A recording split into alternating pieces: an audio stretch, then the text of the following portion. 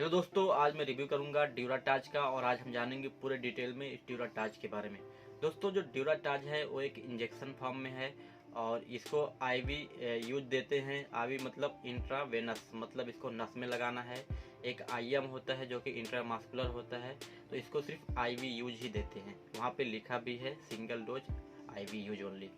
दोस्तों, अगर हम बात करें इसके कंपोजिशन के बारे में तो इसमें दो कंटेंट डाले गए हैं, दो ड्रग डाले गए हैं। एक पिप्रासिलिन है, एक टाजोबैक्टम है। दोस्तों, जो पिप्रासिलिन है वो पेनिसिलिन ग्रुप का है और जो टाजोबैक्टम है बीटा लैक्टम का है। दोनों एंटीबायोटिक ही हैं।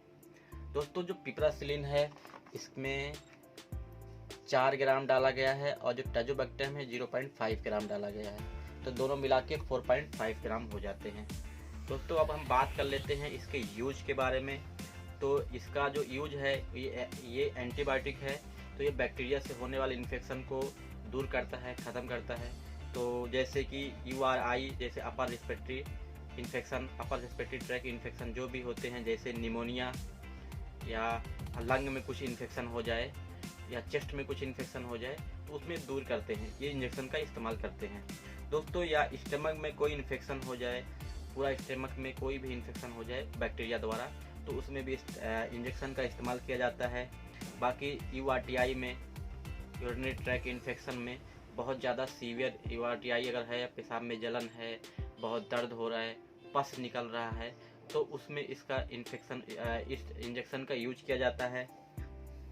बाकी PID जो कि पेल्विक इन्फ्लामेटरी डिजीज होता है, लेडीज़ में पेल्विक में वहाँ पे इन्फेक्शन हो जाता है, उनको लोअर बैक पेन होती है, वहाँ पे इसका इस्तेमाल किया जाता है।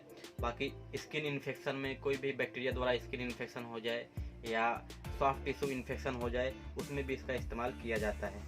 दोस्तों, ब्लड में अगर कोई इन्फेक्शन हो जा रहा है उसमें भी इसका इस्तेमाल किया जाता है।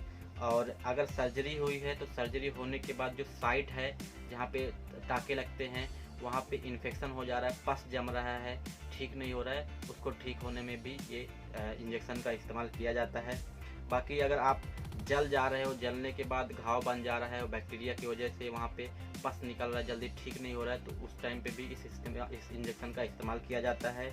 या आपको घाव लग गई है, कहीं चोट लग गई है, घाव आपका ठीक नहीं हो रहा है, वहाँ पे पस हो रहा है या बहुत दिन से बैक्टीरिया की वजह से और वो घाव बढ़ जा रहा है, तो उसमें भी इसका इस्तेमाल किया जाता है।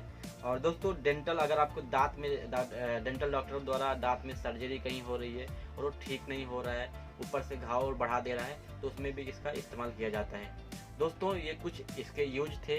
इसके अलावा भी इसके बहुत सारी बैक्टीरिया द्वारा इन्फेक्शन होता है, उसमें भी इसका इस्तेमाल किया जाता है। दोस्तों, अगर हम बात करें इसके साइड इफ़ेक्ट के बारे में, तो इसके कुछ साइड इफ़ेक्ट देखे गए हैं, जैसे कि नौसिया, वोमिटिंग या आपके पेट में दर्द, आपको एसिडिटी बनाएगा, आपको पेट फूला फूला सा महसूस होगा या आपको हेडेक जैसा फील होगा। ये कुछ इसके साइड इफ़ेक्ट हैं। अगर ये इंजेक्शन लगाने के बाद आपको ये कुछ साइड इफ़ेक्ट दिख रहा है तो आप अपने डॉक्टर से तुरंत सलाह लें।